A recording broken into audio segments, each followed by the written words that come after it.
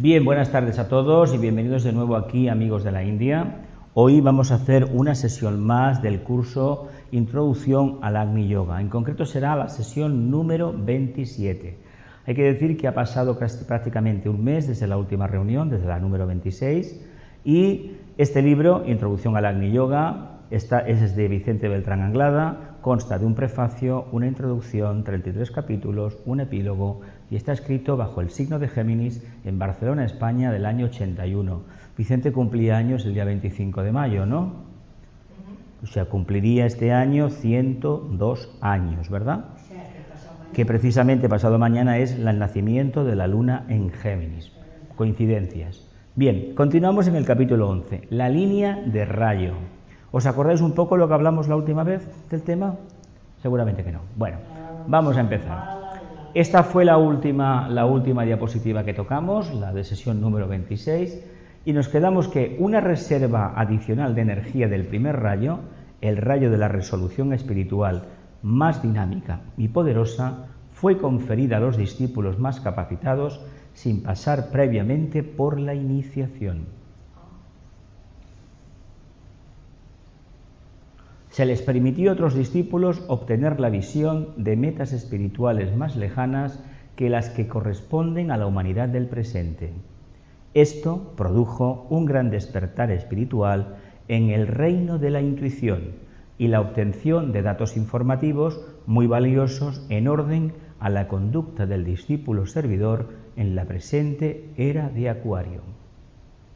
Como fruto de este tremendo despertar espiritual interno, se avizoraron las metas inmediatas y surgió luminosamente a la asombrada visión de los discípulos mundiales la luz de un nuevo yoga, el que centraliza las esperanzas de toda una época, el Agni Yoga, el yoga del fuego o de síntesis, la ciencia del corazón, en cuyo estudio nos estamos introduciendo. Solemne, ¿no? Maravilloso. O sea que a un grupo de discípulos, sin pasar por la iniciación, pero esto no especifica qué tipo de iniciación se refiere, no dice nada. Cuesta creer, pero de todas maneras esto tiene un significado muy específico, seguramente. Seguramente lo que hicieron, que eran discípulos de segunda, se les permitió avizorar un poco lo que era el mundo de Shambhala, el mundo del primer rayo. Y con ello lo que crearon fue una antakarana, y con la antakarana un camino por el cual vino toda la información de la era de Acuario. El tema del Agni Yoga empieza en el siglo XIX. Empieza un poco con la señora Blavatsky, de hecho el proyecto de Agni Yoga, la doctrina secreta forma parte de ese proyecto. De hecho, no olvidemos una cosa, aunque la enseñanza esotérica corresponde a la línea del segundo rayo de amor-sabiduría, quien está al frente de las escuelas esotéricas de la Tierra, de todas, es la línea del primer rayo, en este caso el maestro Moria, el Chohan del primero. Por lo tanto, corresponde a la línea del Manu el tema de la enseñanza, en tanto y en cuanto la enseñanza esotérica está conectada con Shambhala. Por lo tanto, esto fue una decisión de Shambhala de escoger a aquellos discípulos que probablemente tenían una intuición mucho más avizorada, mucho más manifiesta, para darles una idea, un vislumbre de lo que iba a venir después. Porque de hecho la información de la familia Roerich, de Nicolás y de Elena, por mucho que nosotros intentemos ver qué es Agni Yoga, si no cogemos los parágrafos de los diferentes libros, no podemos entender lo que es el Agni Yoga, porque esos parágrafos son pensamientos simientes. Cuando uno, por ejemplo, a mí el que me impactó en su momento muchísimo fue el conocimiento está estructurado en la conciencia. Cuando uno analiza eso, establece analogías, hace comparaciones, uno va incrementando su bagaje y llega a un grado de comprensión que entiende lo que significa el conocimiento y lo que significa la conciencia. Pero para ello se ha de reflexionar. Para ello el Raja Yoga nos prepara.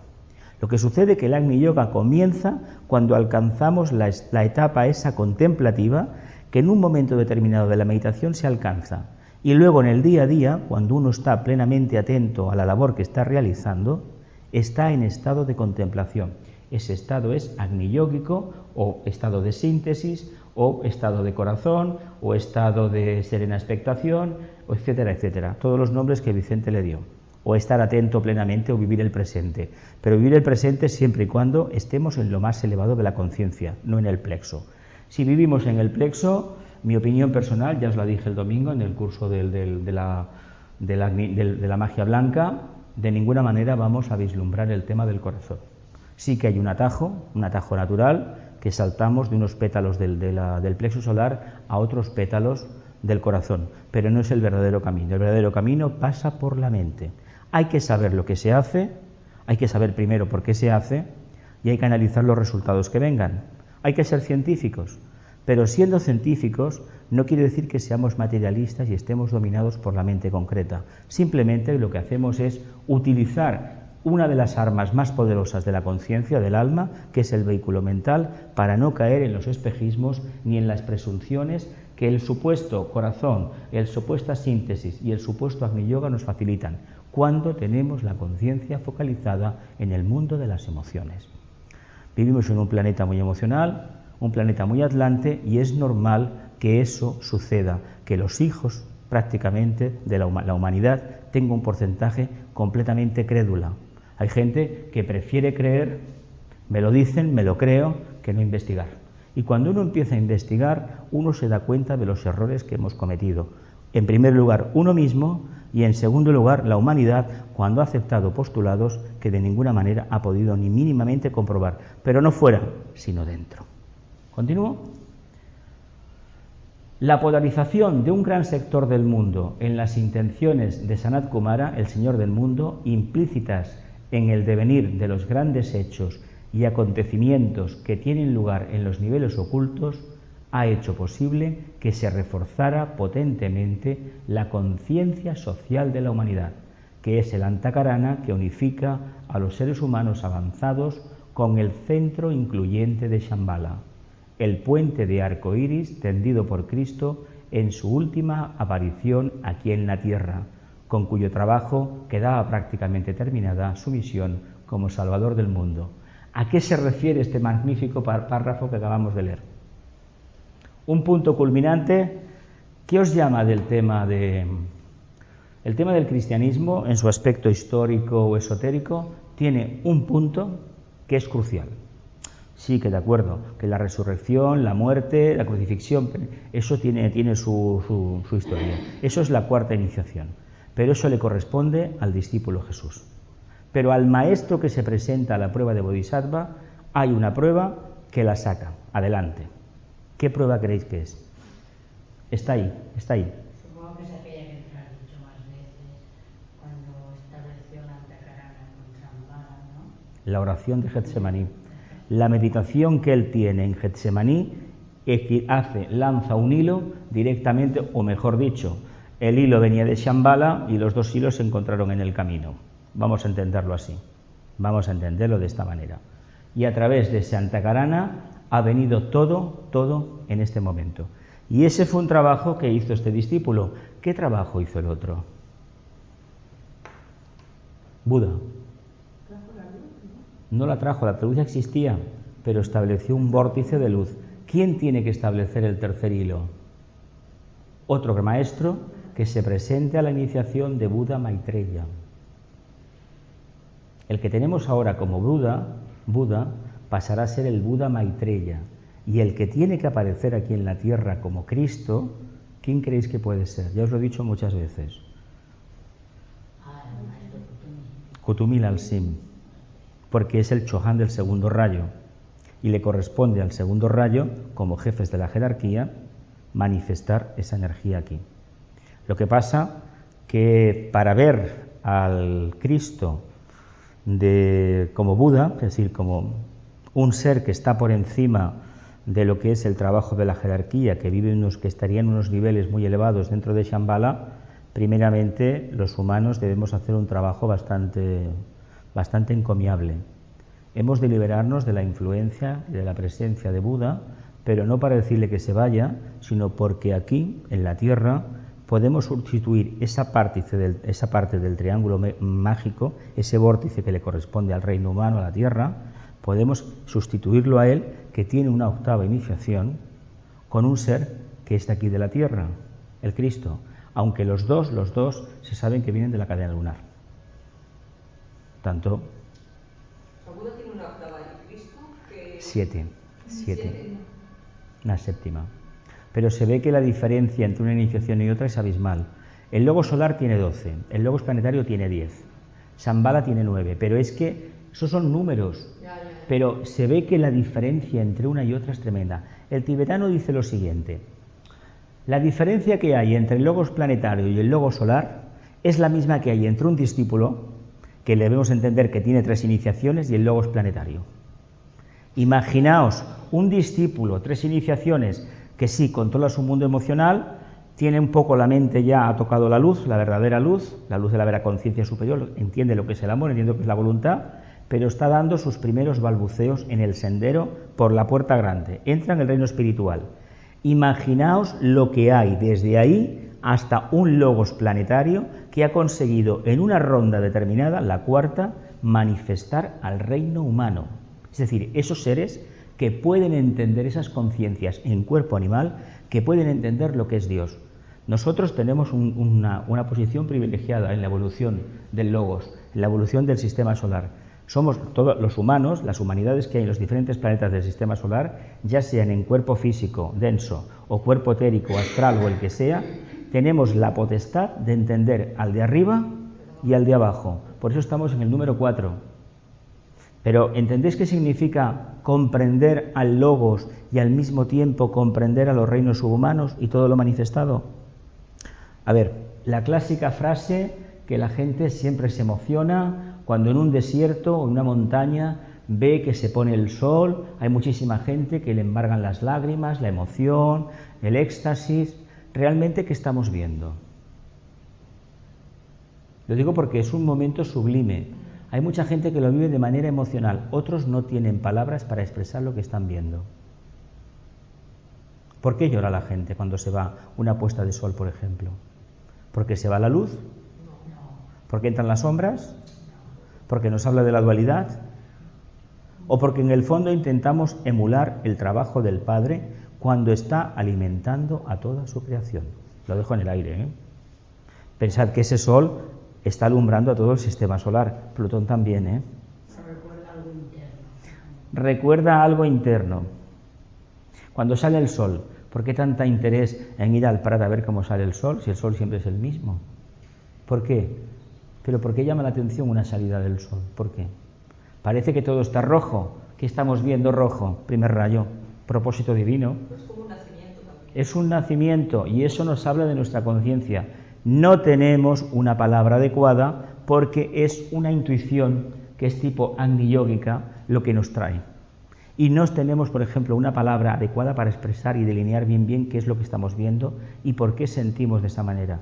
Pero sí que la energía del Logos en ese momento, que ese prana es muy potente, nos está tocando los chakras, probablemente sea el corazón, sea el laringeo, y nos provoca una alteración. No es que la gente se deje embargar por su mundo emocional, todo el mundo tiene emociones. Hay gente que se pone a llorar por un partido de fútbol, y hay otra persona que ve, por ejemplo, un niño y se le saltan las lágrimas, o ve un pajarito y se le saltan las lágrimas. Porque cuando se capta esa parte del arquetipo, los chakras correspondientes donde uno esté focalizado, ya sea el centro cardíaco o el centro laríngeo, incluso el centro, lo que es el plexo solar, emiten una nota vibratoria, y esa nota vibratoria activan todo el sistema glandular, y muy específicamente cuando tenemos un achuchón de energías, ¿qué nos sale? Espontáneamente, ¿qué nos sale? No, pero a ver, ¿por qué una persona en un momento de admiración le pueden saltar las lágrimas? A ver. Porque hay una energía que incide directamente en algunos chakras. Cuando incide en el centro laríngeo, ¿qué sucede con el verbo? El verbo te queda sin habla, ¿verdad? Y a consecuencia de quedarte sin habla, hay un mecanismo de defensa para lubricarte la garganta y los ojos y todos los órganos de la cabeza prácticamente, oídos, ojos, olfato, gusto, que te lubrica. ¿Cómo? Mucosidad, lágrimas, es decir, que el agua viene en nuestra ayuda, porque es una experiencia mística superior, pero gracias a los líquidos estos que segregamos. ¿Qué pasa en un momento cumbre, en una iniciación determinada? que nos alimentamos ¿de qué? ¿De qué jugo? ¿De qué esencia? ¿De qué emanación fluídica? No. ¿Cuál es la clave del trabajo número 11 de Hércules? De Hércules, el número 11 es limpiando los establos de augías. ¿Qué emite la glándula pineal? ¿Qué licor es ese? El soma, el licor de los dioses. Es una esencia pránica, es el prana del logo solar, pero que prácticamente lo podemos escanciar puro. No ha sido contaminado porque estamos en un nivel de conciencia muy elevado. Se dice en la tradición yógica oriental, en el sistema del Raja Yoga, que cuando el yogi despierta ese Siddhi, vive sin comer. Lo que el señor Ratan nos dijo en la Ciudad Teosófica, que el Sunyachan Yoga este que practica él, el Sungasin, el yoga de mirar al sol, no es tanto no comer, sino activar la glándula pineal. Cuando uno está en ese estado de conciencia contemplativa, el tema de las funciones corporales pasa a un segundo plano. Pero claro, hay que tener una conciencia muy especial y habrá que ver qué tipo de actividad se desempeña. Pero no nos quedemos con la idea de que no como porque soy más puro, porque eso es misticismo puro. No como porque he trascendido esa etapa de conciencia, con lo cual mi responsabilidad aún es mayor. ¿Lo entendemos? ¿Entendemos lo que significa Getsemaní? La oración, ¿lo entendemos un poquito?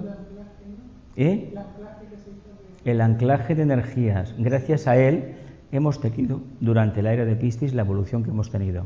Por lo tanto, el día que venga otro gran iniciado y pueda establecer un tercer hilo, evidentemente tendremos un cumplimiento en la Tierra muy diferente, teniendo en cuenta que la humanidad, por su propia evolución, no por el hecho de haber creado el hilo hemos tenido un periodo de paz, porque prácticamente Piscis es una constelación que canaliza el segundo rayo como Géminis y Virgo, pero sin embargo hemos tenido una cantidad de guerras increíbles. ¿Por qué creéis que ha sido eso? Mira, ahora que lo tocamos, ¿por qué creéis que ha tenido tanto fanatismo? Por la energía. ¿Y por qué energía más? La de primero. Aparte de sexto, la de primero. Porque claro, el proyecto de Shambhala sigue adelante. No en vano, Aries tiene como Adalid nada menos que a Marte. Ese planeta le hace ver que, bueno, yo soy Dios, yo soy el alma. Y es verdad, te lo crees. Pero no es así exactamente, no lo es.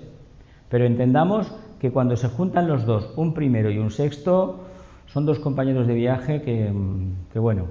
De hecho, hay una etapa que es muy difícil distinguir, el primer rayo del sexto. El primer rayo, generalmente la diferencia es que es cortante, no mantiene apegos. El sexto, cuando está a niveles muy elevados, tampoco los mantiene. Los mantiene cuando está abajo. Pero entre un sexto de devocionalismos puros, de agua continuamente, a un sexto de ideas muy claras y de una austeridad implacable y de cierto fanatismo en las formas, no en el fondo, respecto a su propia vida y a lo que entiende que es el servicio, hay un pase muy grande. No todo el mundo, si pudieran ver al Maestro Jesús, tal vez mucha gente que dice que siga al Maestro Jesús, tal vez quedaría un poquito descolocada. Totalmente. Implacables. Son implacables, inflexibles. Tibetano dice que es el maestro que más exige a sus discípulos.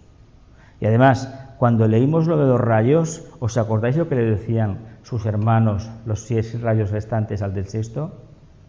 ¿Por qué destruir? ¿Por qué continuamente destruyendo? Eso lo dicen al primero. ¿Pero por qué? ¿Por qué rechazar la materia? Si es la experiencia en estos planos. Porque la conciencia de un ser de sexto rayo evolucionado no está en el mundo material, está en un mundo que no existe, está arquetípico, pero en arquetípico no puede estar porque está encarnado. ¿Veis el gran drama que tiene? Ni contigo ni que sin mí. ¿Por qué provoca tanta desazón la enseñanza de las religiones organizadas?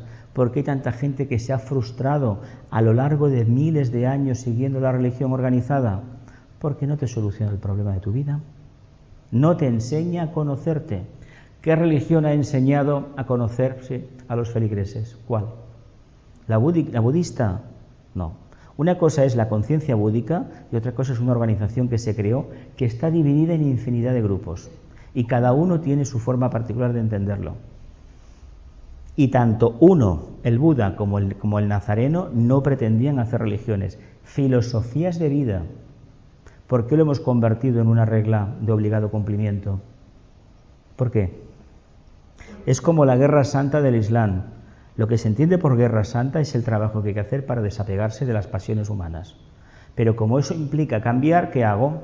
Me cargo a todo aquel que supuestamente no piense como yo. Pero los cristianos igual y los budistas igual. Los budistas han matado muchísimas veces entre ellos, ¿eh?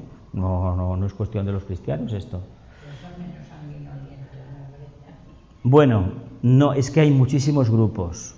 Cada uno tiene su tradición. Aparte que el carácter oriental es diferente al occidental. No es tan activo. Es mucho más relajado, más pasivo, más tamásico.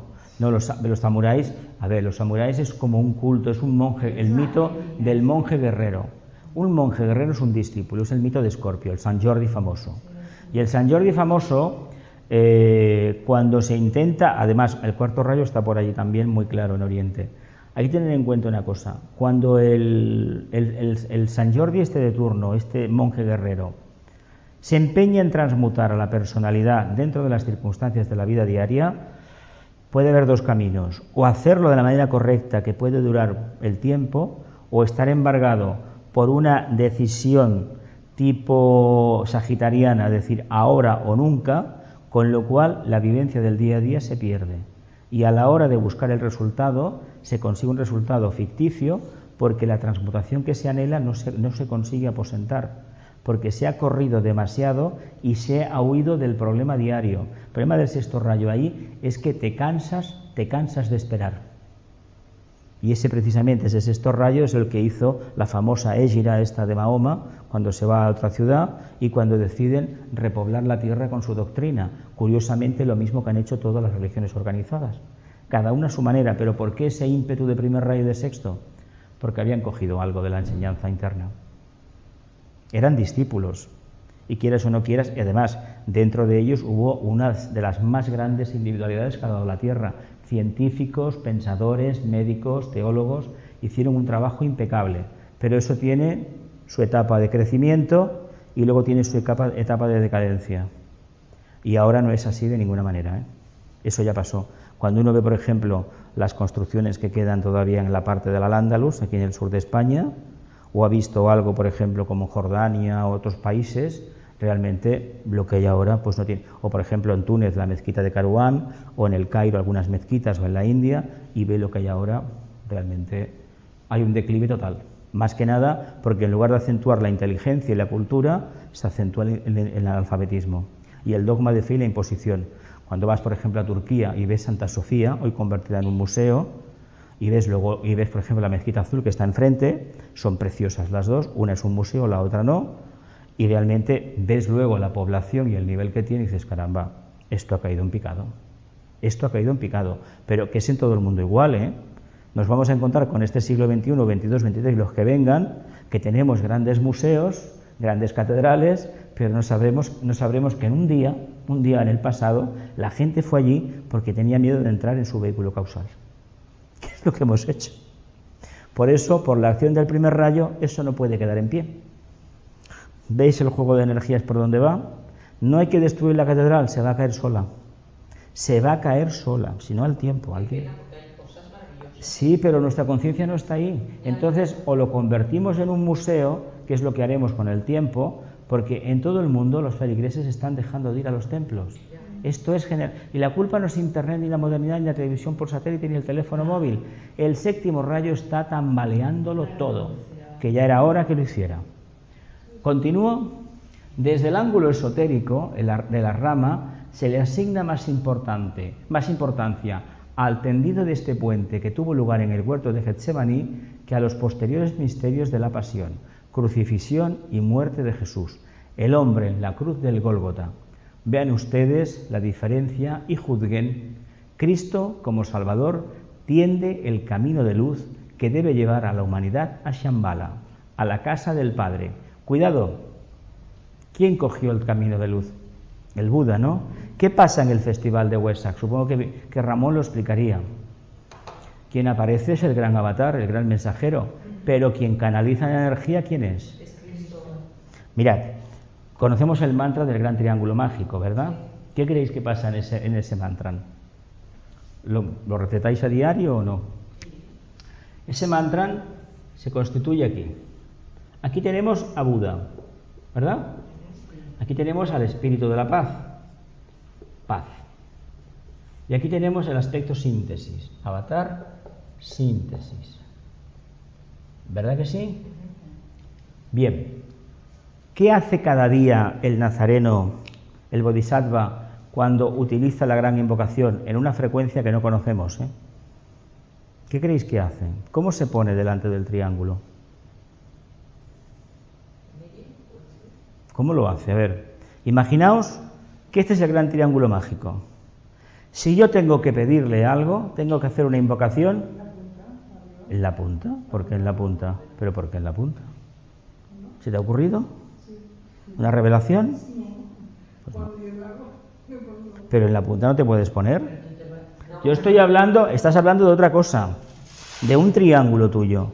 Aquí te estoy hablando del gran triángulo mágico. Buda en este punto, a nuestro lado izquierdo, al lado derecho, el espíritu de la paz. Y arriba, contrarrestando, el avatar de síntesis. Imagínate que el bodhisattva, el gran mensajero, tiene que hacer la gran invocación. ¿Qué haría exactamente? A ver, imaginaos que aquí tenemos el gran triángulo. Estamos en un templo, hay 3 vórtices en la pared grandes, y el gran sacerdote tiene que hacer una invocación. ¿Cómo se pone delante del triángulo?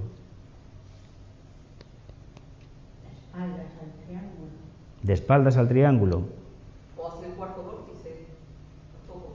O el medio. Que no se ocurre nada más. A ver, ¿cómo se pondría? Lo repito ya por última vez. Esto me lo habéis escuchado muchas veces, ¿eh? Sí. Me parece que a misa no vamos mucho, ¿eh? No, yo no. ¿Cómo se ponían los sacerdotes antes de Vaticano II? Y todavía hay grupos que lo hacen. ¿De espaldas a quién? Al público. No. Se ponían ¿Cómo le vamos a dar la espalda a las energías? Por mucho que se nos venda la fiesta, se nos diga que los chakras están en la espalda, en la columna, ¿de acuerdo? Pero ¿cómo le vamos a dar la espalda a las energías estas? Es invocando, con esa actitud que se le ven en algunas estatuas, invoca. Y esta energía entra, atraviesa sus chakras, ¿y hacia dónde va? Hacia los feligreses, hacia la parte de atrás, ¿no? En el caso del Cristo, ¿hacia dónde va?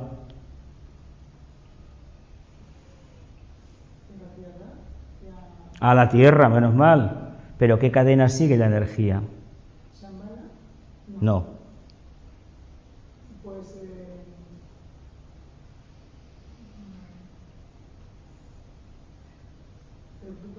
no, hasta arriba. Shambhala está arriba, debajo está la jerarquía, ¿no? Lo que decimos siempre. Los apuntes que se van tomando hay que repasarlos más veces. Se veo que el estudio no tira, ¿eh?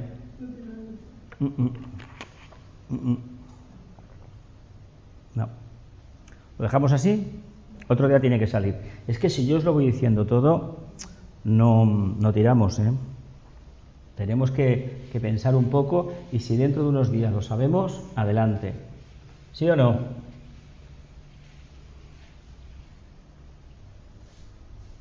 ¿No se os ocurre nada? A ver, cada mañana en la meditación, ¿qué digo yo a las 7:30? Sí, pero ¿qué digo? Digo algo más que el mantra. Explico cómo hacerlo, cómo visualizarlo. No me digáis que no. ¿Te acuerdas o no te acuerdas? Después de que dices el mantra, es cuando decimos lo de las energías del gran triángulo mágico. Sí, pero ¿qué os digo yo en la parte de distribución de la energía? ¿Qué es lo que cuenta? Que las energías del gran triángulo mágico. No va por ahí, no, Elena, no. ¿Lo dejamos? Porque hasta que no salga hasta que no salga como invocación vuestra, no quedará regado. Por lo tanto, no se puede, no. Porque si os lo digo, dentro de unas semanas tampoco aparecerá, y esto ya lo he dicho varias veces. Es decir, que todo lo que os digo lo he repetido muchísimas veces. Si no me digáis que no. ¿Y eso qué es? Los chakras de la tierra. Bueno, pues vamos aprendiendo algo ya. A ver, es que... Bueno, pues que ya lo estaba diciendo, Shambhala, No. la humanidad, la tierra y la entrada de No, la dejemos. Cristo, como gran Salvador, tiende el camino de luz que debe llevar a la humanidad a Shambhala, a la casa del Padre. Tal como místicamente se dice Jesús, el hombre pasa por las pruebas iniciáticas del dolor, el sacrificio y la renuncia. Dolor, sacrificio y renuncia. ¿Qué significa dolor, sacrificio y renuncia?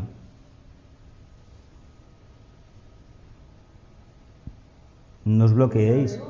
Dolor, sacrificio y renuncia. ¿De qué estoy hablando? A ver, lo vuelvo a repetir, es que no prestamos. ¿Qué he dibujado antes ahí, hombre de Dios? Ah, vale, porque os lo digo. Un triángulo, pues este triángulo ¿a qué equivale? Dolor, sacrificio, renuncia, ¿a qué equivale eso? ¿A qué? Bloqueo. Cuando utilizáis un pensamiento simiente en la meditación, ¿cómo se desarrolla la relación interna, el diálogo interno? ¿Hay diálogo interno cuando meditáis? ¿Cuando un pensamiento simiente o no lo hay? No. Sí. Y entonces, ¿por qué la mente queda frenada? No lo entiendo. Es que no sale ni una palabra, no sale ni una. ¿Por qué? Bueno, continuamos. Resumiendo, Cristo era el avatar, Jesús el intermediario entre el avatar y el mundo de los hombres, pero como resultado del Antakarana creado por Cristo, la humanidad sentó las bases de una verdadera conciencia social. La conciencia social, ¿qué brazo del Antakarana es? Lo he dicho varias veces, esto también. El horizontal. ¿Por qué? ¿Por qué? Y si no es así, ¿por qué? Es el horizontal porque es el trabajo que se tiene que efectuar aquí. Distribución de la energía que verticalmente llega a través del hilo que el nazareno, que el bodhisattva ancló en la tierra. Por tanto, la energía que nos viene, la cruz, ¿qué significa?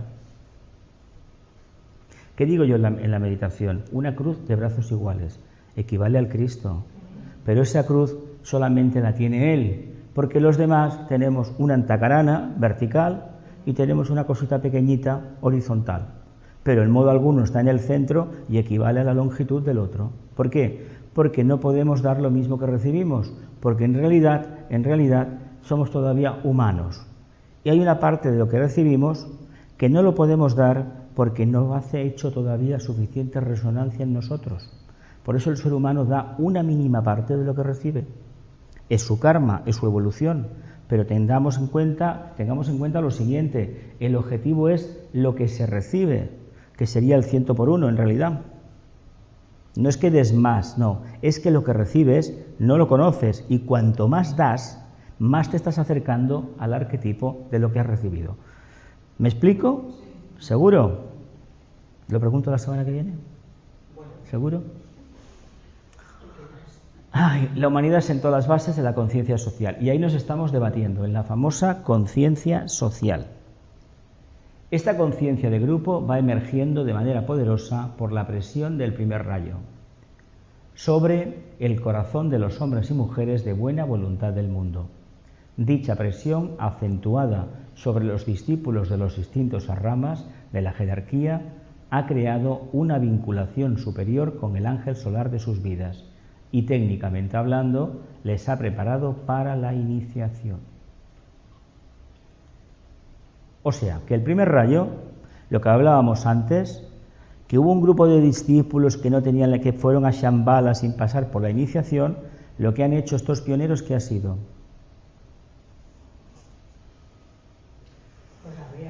Desbrozar el camino para que otros lo puedan recorrer con mayor seguridad y mayor realización. Por lo tanto, ha sido un grupo de entrenados aspirantes, de abnegados servidores, que en el momento que se han lanzado a lo más elevado, han permitido, desbrozando el camino, que afluya toda esa energía. Esa energía ha obligado a una parte de los seres humanos orientados a la luz a convertirse en iniciados, es decir, a empezar a trabajar como si fueran realmente iniciados. La pregunta del millón: ¿estáis trabajando como si realmente hubierais pasado una prueba iniciática o os estuvierais preparando para una prueba iniciática? Sí, no lo sé, no me interesa, contesto la semana que viene. Yo sí. ¿Sí? Yo sí. Vale, sí, porque las pruebas que recibes son finas, ¿eh? Para que practiques el triángulo anterior: desapego, sufrimiento, discernimiento, reflexión, etc. ¿Continúo? El discípulo... Mira, no, vamos a ver, ¿dónde estábamos? El momento justo... A ver, ¿dónde nos hemos quedado? Hablando de la iniciación, debemos volver a la línea de resoluciones por el Señor del mundo para esta época. La progresión del espíritu de solidaridad en los discípulos mundiales determina el momento justo de la iniciación. ¿Qué es el espíritu de solidaridad?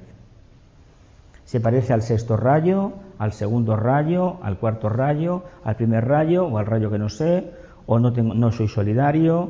Lo soy, pero soy una persona interesada. Considero que es un engaño, que no es verdad, que es un espejismo, que el karma da a cada uno lo que se merece. Realmente, ¿cuántas de estas cosas se acercan a nuestro grado de comprensión más aceptable y, por descontado, a nuestro nivel de conciencia? La progresión del espíritu de solidaridad en los discípulos mundiales determinará el momento justo de la iniciación. O sea que si no hay solidaridad, no hay iniciación. Por parte de los discípulos mundiales no hay iniciación. Caramba, ¿qué nos está diciendo la jerarquía? O te pones las pilas o vete a tu casa. No estoy para aguantar a nadie.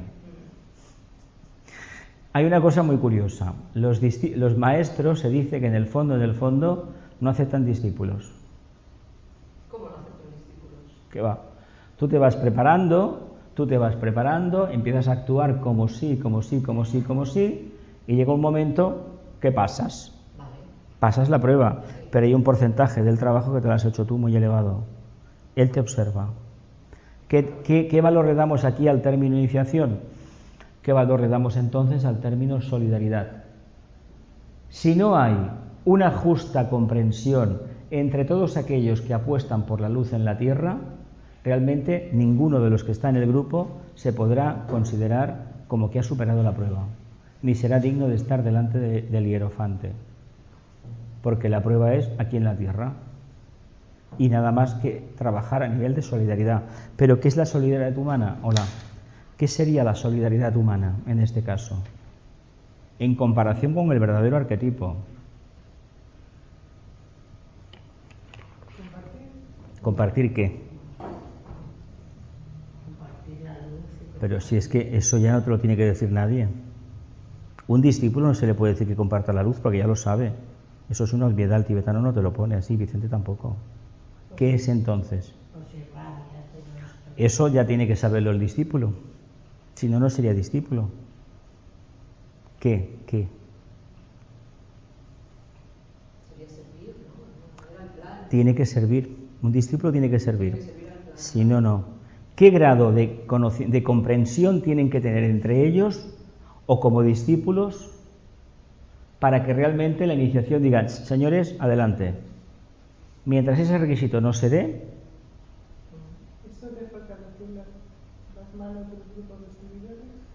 eso nos toca más, sí, le toca a los discípulos, pero aquí estamos hablando de una parte de ese trabajo que lo más importante es que exista esa solidaridad. Pensemos por un momento que la palabra solidaridad en ese sentido y en el nuestro probablemente no sea el mismo, ¿eh? No. Pero la base sí. ¿Qué os sugiere? Venga, va.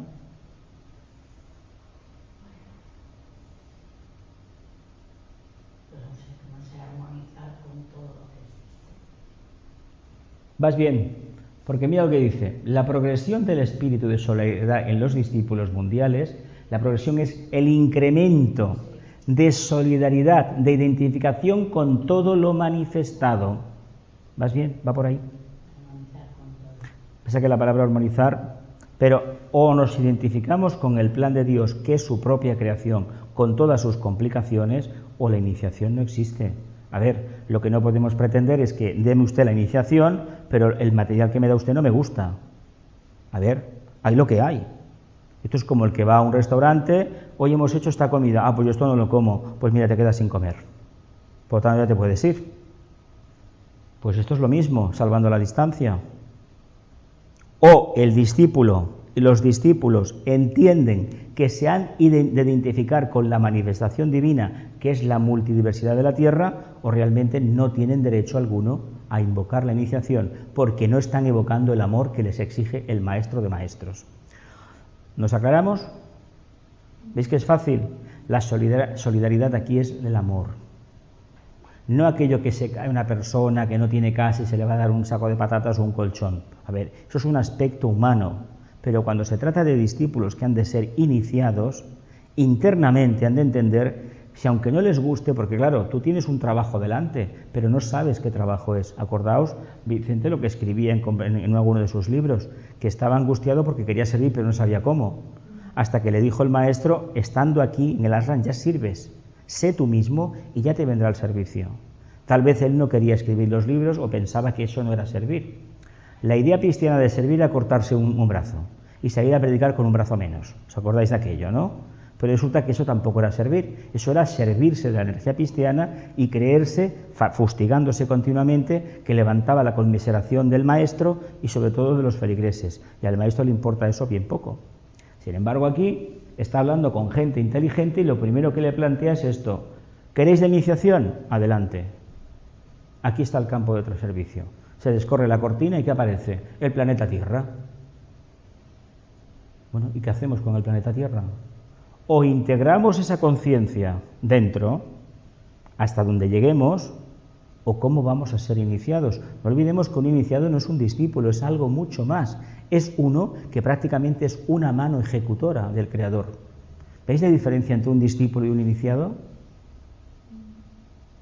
Un iniciado de determinada evolución, si es un maestro más allá, allí donde esté él, por ejemplo, el caso del Buda es palpable, o el Cristo, allí donde esté él, está la divinidad detrás. Está, la lleva encima. Por lo tanto, si queremos ser como ellos, por el nivel de evolución que tengamos, la iniciación que tengamos, ¿qué hemos de manifestar? El arquetipo de luz, amor y voluntad al bien, ¿verdad que sí? Si no lo manifestamos, ¿qué estamos haciendo? ¿Ves cómo se complica la cosa? ¿Sí? ¿Lo cogemos? ¿Continúo? La iniciación viene como consecuencia del establecimiento de un núcleo de comunicación entre los individuos y la sociedad. Esto encierra un misterio muy grande y sobre todo la razón de ser de la era de Acuario. A ver si lo cogéis. Está muy bien explicado, mira. ¿Qué creéis que puede significar eso? Una pista. ¿Qué hacemos aquí, en esta casa, en este momento?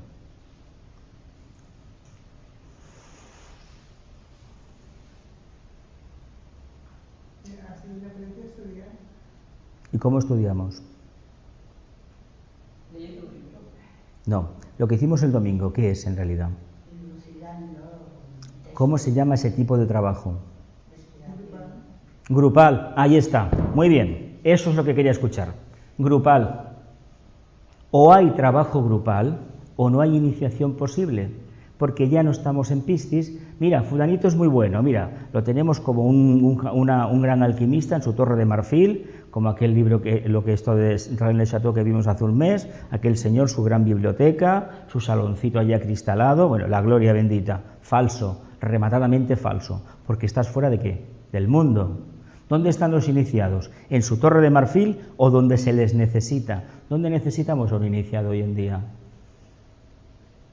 No me digáis que no, por Dios. En la política, en la educación... Ya me gustaría ver mucho que los caretos que salen ahí en la carrera de San Jerónimo, hubiera un tanto por ciento, los hay, hay discípulos, ojalá hubiera más, que cuando salen otros parlamentos de otros países, ves a uno, y los ves aquí, y bueno, francamente dan pena algunos dan pena, pero hay otros que no, ya sean de la izquierda, de la derecha, del centro, de ninguna parte, porque los políticos hoy en día, algunos son de ninguna parte. De hecho, en los grandes niveles lo que hay son seres con una segunda iniciación, pero eso y nada viene a ser lo mismo. No tienen la tercera es importante porque es la que te da luz, te ilumina la mente hacia el bien, no hacia la parte egoísta, material, concreta. Eso es lo importante es la transfiguración. La segunda iniciación es muy importante, pero no sales de las influencias de la magia negra. ¿Por qué? Porque te acabarán cogiendo.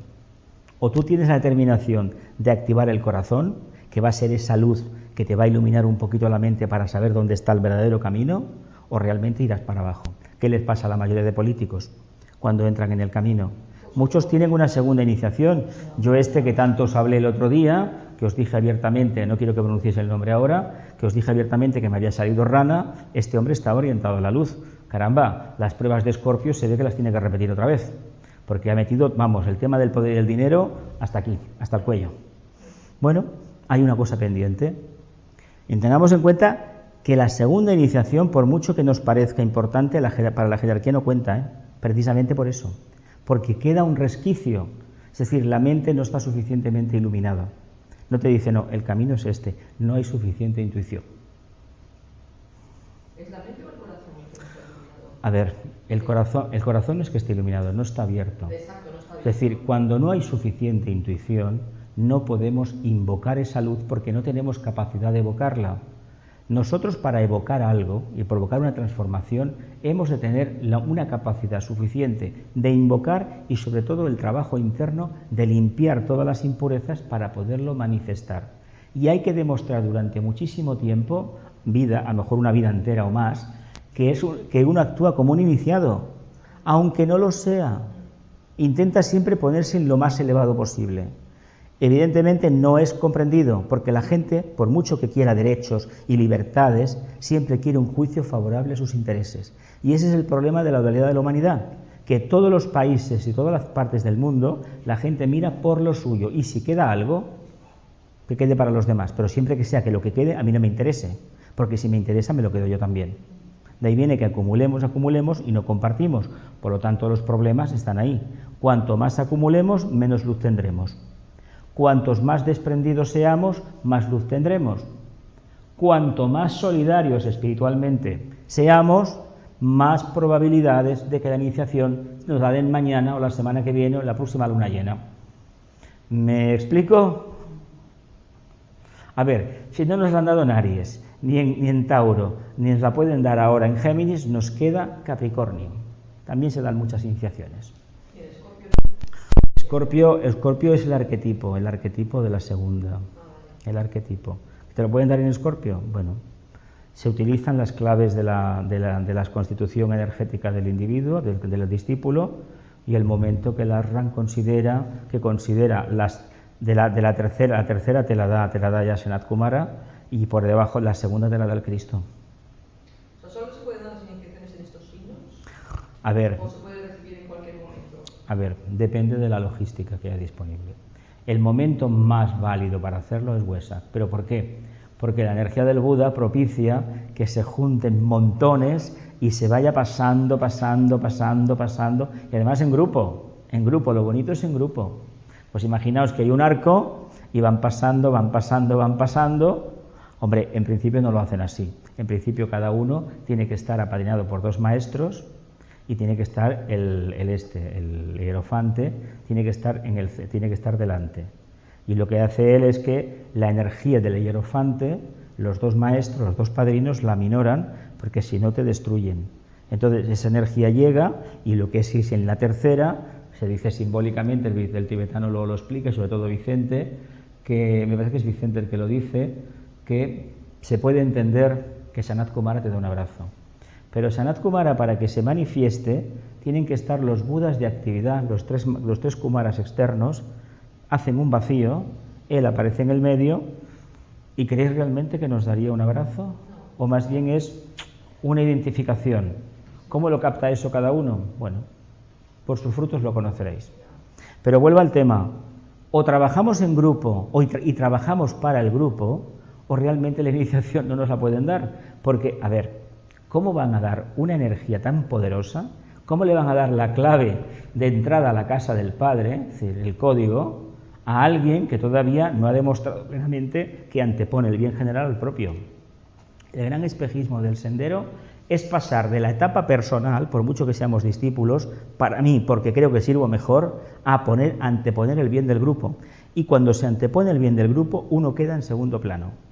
Si ese requisito no se manifiesta y si queda un resquicio, lo que hace la iniciación es que te lo activa. Por lo tanto, antes de meterte en ese berenjenal del cuando vas a salir en mucho tiempo, fuera, reflexiona, reflexiona, reflexiona. Y aún después de tenerla, pues, ¿qué os creéis? ¿Que es todo flores y violas? A ver, esto es como salir de la universidad con un título, abogado. En España no, te tienes que especializar por tu cuenta, porque no, tú saques con la carrera de leyes, pero eres tú el que escoges la especialización, coges todas las partes si te interesa el derecho de familia, todas las disposiciones que he hecho de derecho de familia y te pones a trabajar o haces un máster, etcétera, etcétera. La medicina no, en medicina haces el curso básico, los años de medicina general y luego empiezas las especializaciones. Sería lo lógico, ¿no? En los planes antiguos eran 10 años algunas carreras para salir un especialista. Pero ahora han ido acortando. El problema de las iniciaciones en grupo es que si hay uno que no va bien, que falla, a ver, se dan en grupo por cuestiones de logística. Sí, te pero no pasa, no entra ya en el grupo, no entra. ¿El grupo entero no entra? No, el grupo pasa, pero ese no pasa. Ese no pasa, vale. Hombre, sería... ¿Sabéis lo que supondría traicionar al maestro? A ver, imaginaos que por un momento tuviéramos la gracia, la dicha de tener al jefe delante. Yo le llamo el jefe y que cada uno le ponga la cara que quiera. Porque hemos visto caras por ahí, que si el tibetano, que si no sé qué. Os digo que no están para perder el tiempo con nosotros, salvo alguna honrosa excepción en algún momento determinado. ¿Creéis que le podemos traicionar? ¿Por qué creéis que tanto miedo a conocer al maestro? Tanto miedo a huir. Porque le hemos traicionado tantas veces y le hemos fallado tantas veces, que decimos, madre de Dios, que voy a equivocarme de nuevo. Y a veces prefieres apartarte para no meter la pata. Sin embargo, él está esperando y no te critica. Y hasta que no aprendamos a confiar en él, que es confiar en nosotros, la iniciación no está resuelta. ¿Complicado? ¿Verdad que no? Sencillo, ¿no? Al utilizar el término conciencia social, utilizado frecuentemente por el maestro, me refiero, tal como él lo hace, a las bases espirituales de servicio creador a la raza, sin las cuales no puede ser conferida la iniciación. Mira, he asociado humanidad con iniciación. ¿Por qué será? ¿Por qué será? Porque el día que la humanidad esté preparada para una gran iniciación masiva, ¿qué pasará en la Tierra? Dar un vuelco total, ¿verdad? El día que haya un porcentaje elevado de iniciados, este planeta será sagrado. Y eso será, supuestamente, a finales de la era de Acuario o principios de Capricornio. Pero bueno, estamos trabajando. A ver, nosotros estamos ahora corrigiendo los desmanes que cometimos en el Imperio Romano, en la Baja Edad Media, la Media Edad Media y en la Alta Edad Media. Por lo tanto, los desmanes de la Revolución Francesa, que cogimos la energía del séptimo rayo y nos creíamos que podíamos utilizar los métodos del primero de manera salvaje, utilizar la energía del séptimo rayo y de primero como una devoción, nos cargamos a todo aquel que no pensaba igual para establecer un nuevo mundo. Claro, lo hicimos. Bienvenida el día que llegó la luz a la Tierra, pero como las cosas nos hicieron bien, pues nos ha pasado como al emperador Asoka. Puso el budismo por la espada en la India y por la misma facilidad con que entró, se fue, ¿verdad? Prácticamente desapareció de la India. Y es porque Asoka se convirtió como una persona que ha visto la luz, y cada vez que nos encontramos con un converso, ¿qué nos pasa? ¿Qué os pasa? No os calléis, caray. ¿Qué nos pasa cuando nos encontramos con un converso? ¿Sabéis lo que es un converso? Os calláis, esto no vale, ¿No vale? Algo no funciona. ¿Qué es un converso? ¿Qué es un converso? ¿De religión o de qué? O de ideología, o de dieta. ¿No habéis conocido a un converso vegetariano o de estos de, ¿cómo se llama la comida esta que se hacía antes, la dieta? O macrobiótica, o de los zumos, o de no sé qué. ¿No habéis conocido alguno? No, la palabra converso se puede aplicar a todo, pero está asociado generalmente al tema religioso. Pero ¿no habéis conocido uno de estos que os bombardea continuamente con las ventajas de comer esto, de comer lo otro? Pues ese entusiasmo dura cuánto dura. ¿Y qué podemos hacer así? Porque cuanto más te intenta convencer, que menos está convencido él mismo. O sea, porque una persona Y luego suelen ser personas, muchos de ellos, que al cabo de un tiempo se olvidaron. Entonces, ¿para qué tanto machaque? Porque dominaba la energía del sexto rayo. Y eso es fanatismo. Y hay muchos discípulos que en el camino de la búsqueda, la energía del sexto rayo es la que les embarga. En lugar de mantenerles la meta, tipo Sagitario, ¿a dónde descienden? Al plexo.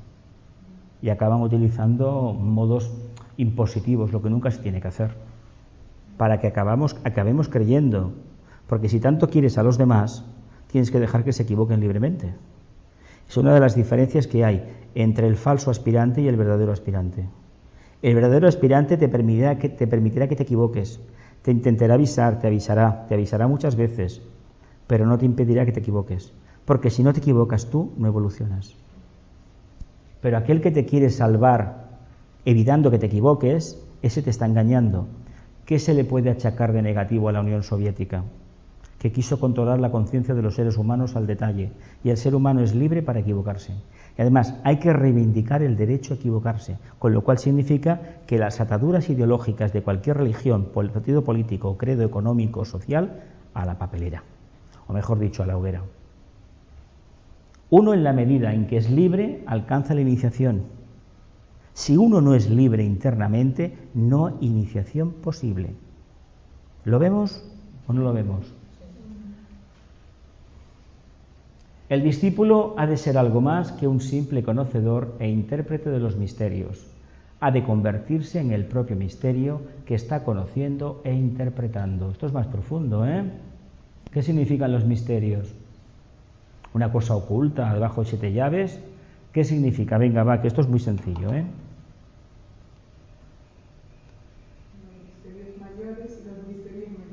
No, eso es muy trillado, ¿eh? Eso es muy trillado, esto no me vengáis con esto, ¿eh? Algo más.